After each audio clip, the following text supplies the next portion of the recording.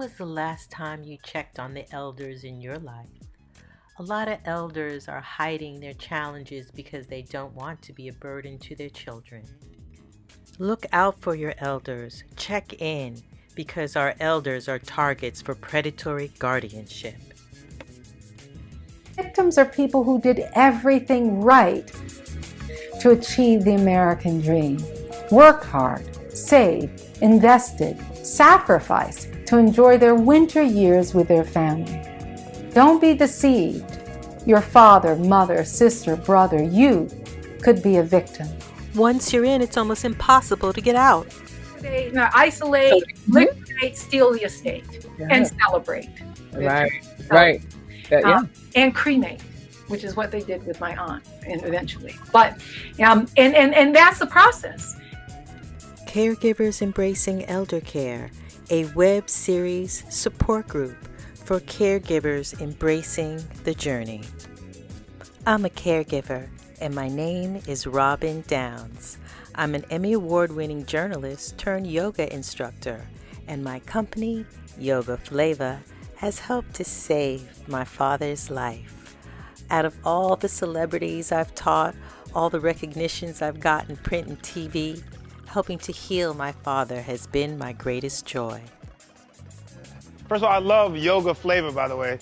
My executive producer was like, man, I love that title. Let me tell you, Robin, seeing you two together, doing your yoga moves, I mean, it's just, I really feel like it's just a wonderful thing. And it's that connection, it's that human connection that can make all the difference in the world.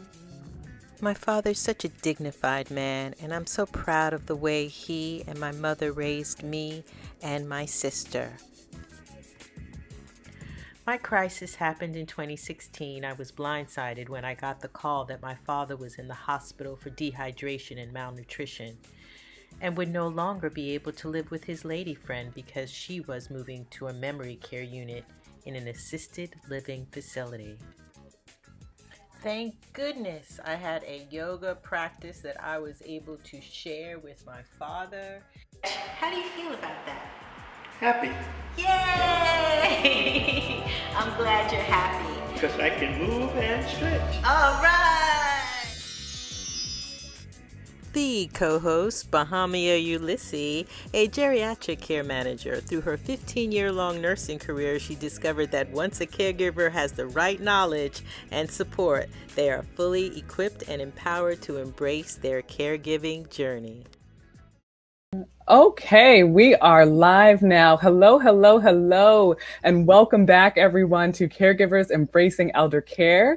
This is our season 2. I am so super happy to be here with you guys. If you're new to the show, you may not remember or know me. My name is Bahamia. I am a geriatric care manager here in Southern California, joined by my lovely co-host, Robin Downes of Yoga Flava, and her father. And today we have the ultimate guest speaker. Her name is Dr. Teresa Kennedy, and she is going to be talking to us about some of the issues that we have kind of talked about in our past season, but particularly we're going to be talking about elder guardianship. And she's going to help everyone kind of shed some light on some issues, questions, things that we've all been going through and as caregivers, and also kind of share her experience as well. The thing that really pulled me away from that corporate race was my father had been diagnosed with Alzheimer's. And so that coincided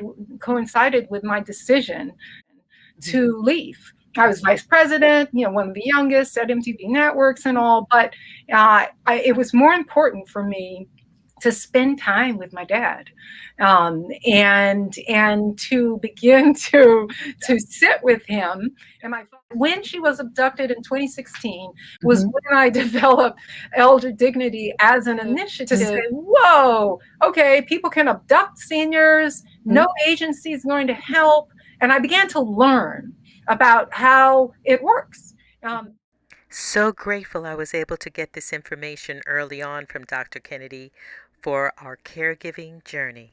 That I didn't feel alone, and I didn't all of a sudden feel like I was overreacting, because I think a lot of people around me felt I was, like hyper vigilant or helicopter, you know, when my father moved out of his lady friend's house, left the hospital, and they sent him there by himself. The house had become a storage, hoarders, haven, and Adult Protective Services was alerted and concerned about him living alone in his home. And then talking to the lawyers, I just kept feeling like, ooh, this doesn't feel warm and fuzzy. So take it away. Yeah, and that's exactly why I created Elder Dignity, because we did not know. Guardianship was not on my radar or our family's radar at all. And if we had known certain things early on, we would have made different decisions. And it was very, very dark. And if I had not had my yoga practices, I don't know. I mean, I would have been taken out at this point, because it's just very, very heavy.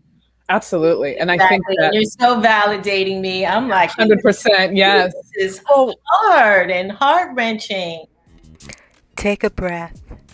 Allow yourself to get in sync with your loved one through simple movements, through yoga. I was so amazed to see my father's concentration improve, focus improve, flexibility improve, and just his will to live. First of all, I had to understand what dementia was, what Alzheimer's is, and in order to effectively do what I needed to do for my mother. Because sometimes at the end of the day, my father's like, what happened? And then when I show him the pictures, he's like, oh, right. Okay. So for me, it's pictures and doing my best to document and outing so that when we do come back, there's pictures. Going through his papers, I discovered that he was featured in the New York Times at 17 years old as a award-winning photographer. And his yearbook said the Flash Folk Kid. I had no knowledge of this like a few years ago, and realized now where my filmmaking came from. To me, it's been music.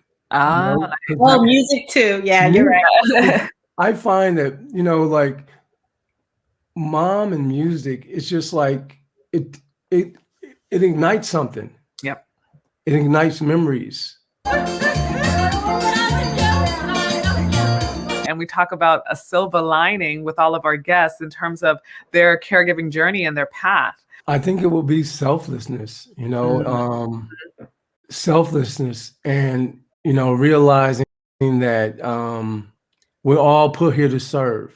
The first time that I showered my mother, the first time like ever, and had to take off her clothes because she couldn't do it anymore. She was very embarrassed. She was ashamed just for that first instance. She said, "You're my son. You know, you see me like naked like this." But I said, "Mom, but we are here for you. Yeah. And I love you. I mean, when we were young, you saw us naked and everything like that. If you want me, I said, if you want me to, I'll take off my clothes now. You see me naked again. You're still my mother." Right. Absolutely. So I go and shower her and everything like that. And after a few days, she would be ashamed and embarrassed, even in front of my brother B. But now she's used to it. She appreciates it. And I'm always telling her that we are here for you. You know, that's so a huge deal. That's a huge deal. 3 wonderful sons. That's what she'll always say. My highlight is the 3 of us looking after her, especially since my dad passed last year. So we're there for our mother. And I always love saying we are here for you. That I'm here with him, and I was able to, you know, get him in his dress blues with his medals, and he looks good and he's healthy. That's the silver lining.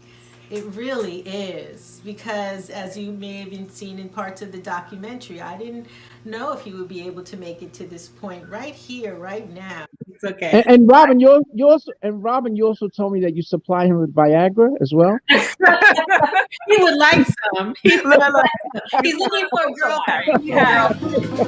He is taking applications, everyone, still.